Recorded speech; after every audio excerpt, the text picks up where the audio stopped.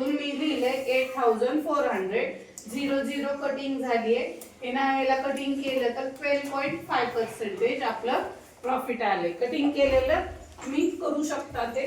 नंतर या प्रश्नामध्ये खालचा प्रश्न आहे, एका दुकानदाराने प्रत्येकी 400 रुपये या दराने 15 टेबल आणि प्रत्येकी 200 रुपये दराने म्हणजे किती नग घेतलेत? 15 टेबल घेतलेत आणि 20 खुर्च्या आहेत, म्हणजे 35 नग झाले ते घेतलेले. तर टेबलची जी कॉस्ट आहे ती 400 आहे आणि खुर्च्याची जी कॉस्ट आहे ती 200. विकत घेतल्याने वाहतुकीसाठी त्याने 300 रुपये खर्च केले. टेबल आणि खुर्च्या आणण्यासाठी जो ट्रान्सपोर्टेशन कॉस्ट आहे तो 300 रुपये आहे.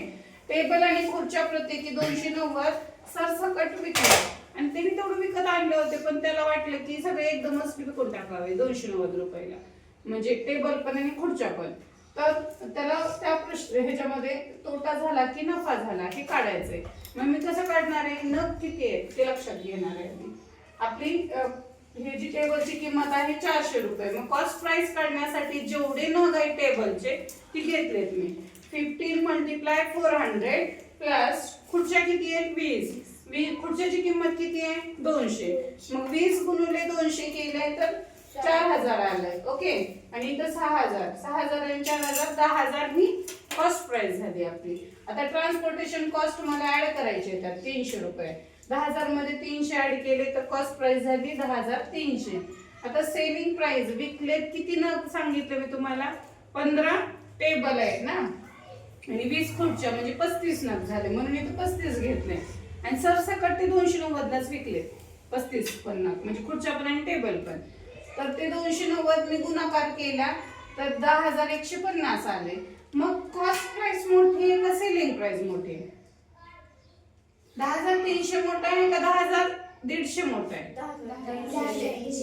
मग इथं कॉस्ट प्राइस जर मोठी असेल तर मला प्रॉफिट कसं होणार आहे? लॉस होणार ना. त्याला करूया. मग लॉस साठी मी फॉर्म्युला वापरला. ज्या वेळेस तुमची सेलिंग प्राइस आहे ती कमी असते कॉस्ट प्राइस पेक्षा, त्यावेळेस तुमचा लॉस असतो.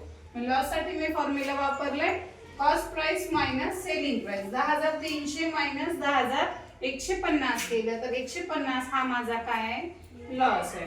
ज्या वेळेस तुम्हाला प्रॉफिट होतो ना त्यावेळेस सेलिंग प्राइस नक्कीच ग्रेटर असते, हे लक्षात घ्या. सेलिंग प्राइस जर स्मॉल असेल तर तिथं तुमचा लॉस झालाय. मग तुम्हाला फॉर्म्युला कोणता वापरायचा आहे तो कळतो. Selling price is greater than cost price तर प्रॉफिटचा फॉर्म्युला, आणि सेलिंग प्राइस लेस दॅन कॉस्ट प्राइस असेल तर लॉसचा फॉर्म्युला. हे लक्षात येते? हा. तर पुढच्या प्रश्नामध्ये एका दुकानदाराने 10 रुपयाला 3 पेन्सिल खरेदी केल्या. किती रुपयाला? 10 रुपयाला. 3 पेन्सिल 10 रुपयाला आणि 12 रुपयाला 3 पेन्सिल या दराने विक्री केली. म्हणजे जी 10 रुपयाला घेतल्या होत्या त्या 12 रुपयाला विकल्या. नक्कीच प्रॉफिट झाले त्यात. आता हे कसं काढणार आहे मी? आता हे काढत असताना कॉस्ट प्राइस आपली किती आहे? 3 पेन्सिलची 10 रुपये. सेलिंग प्राइस आहे 12. तर प्रॉफिट काढण्यासाठी मी selling price minus cost price केले. 12 मधून 10. तुम्ही 1 डझनचा अंदाज घेऊन पण करू शकता बरं.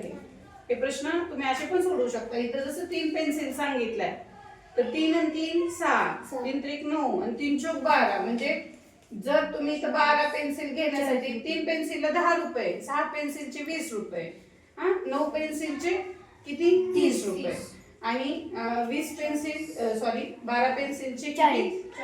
अशा पद्धतीने पण काढू शकतो डझनचा अंदाज घेऊन, काही प्रॉब्लेम नाही. पण मी इथं फक्त जेवढे नग दिले त्यानुसारच घेतलंय. तर इथं 10 रुपयाला 3 पेन्सिल आहे. मग माझं सेलिंग प्राइस इथं 12 आहे आणि कॉस्ट प्राइस 10 आहे. तर या दोघांचं मी सबट्रॅक्शन केलंय.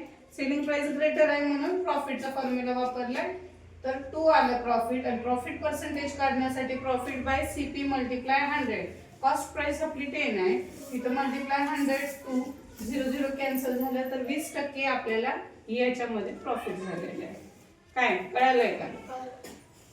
एका विक्रेत्याने 4 रुपयात 6 केळी, ही पण प्रश्न तसाच आहे.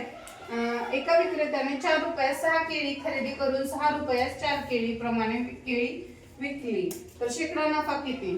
आता इथं मी डझनचा अंदाज घेतलाय. का 4 रुपयाला किती केळी भेटल्यात? 6. तर 8 रुपयाला किती झाले? 12.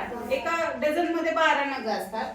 तर 1 डझन बरोबर 8 रुपये झाला. मी डझनचा अंदाज घेतलाय. कॉस्ट प्राइस माझे 8 पकडली. 1 डझन. आता इथं 6 रुपयाला 4 केळी आहे तर 12ला किती झाल्या 8 आणि 18ला किती झाल्या 12 आणि आपल्याला ती 1 डझन साठी कॉस्ट पकडायची आहे तर 18 रुपये झाली. मग इथं सेलिंग प्राइस 18 आले, तिथं कॉस्ट प्राइस आले 8. प्रॉफिट साठी फॉर्म्युला वापरलाय selling price minus cost price. 18 मधून 8 गेले 10 राहिले. मग 10/8 मल्टिप्लाय 100 तर इथं ते 1000/8 आलं तर 125 रुपये नफा झाले. केळीवाले बघा, दुकानदार जे असते ते अशा पद्धतीनं केळी जर विकली तर त्यांचा किती फायदा होऊ शकतो हे अंदाज येते तुम्हाला.